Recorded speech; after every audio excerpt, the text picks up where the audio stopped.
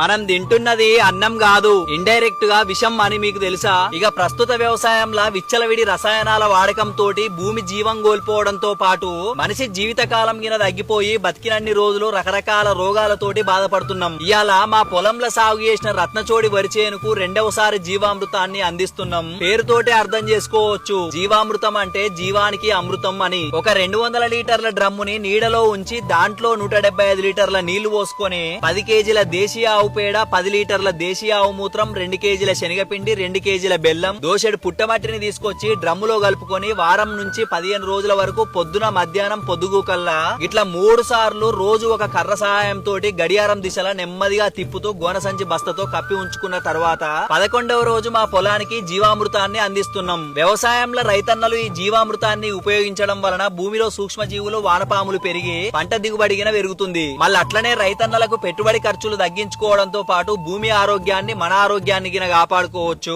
చాలా మంది యూరియా డిఏపీలు వేయనిది పంట ఏడొత్తదని అనుకుంటారు గాని సరిగ్గా నెల రోజుల కింద నాటుబెట్టిన రత్నచోడి దేశీ రకం వరిసేను గుడ్డెలుగు లెక్క గుంపు గుంపు మంచిగా పచ్చగా నిగనిగాని లేసి వస్తుందిగా. ఈ రత్నచోడి రకం బియ్యాన్ని పూర్వకాలంలో రాజులకు, సైనికులకు యుద్ధంలో అలసట రాకుండా దృఢంగా ఉండడానికి వడ్డించేటోళ్ళట. ప్రకృతిని కాపాడడానికి, మీ ఆరోగ్యాన్ని కాపాడుకోవడానికి ఇక మోతాదుగానన్న ప్రకృతి వ్యవసాయాన్ని మొదలు పెట్టుర్రి. మరి మన రైతన్నలు అందరికీ ఉపయోగపడే ఈ సమాచారాన్ని అందరికీ షేర్ చేయుర్రి. ఇక అందరికీ ధన్యవాదాలు.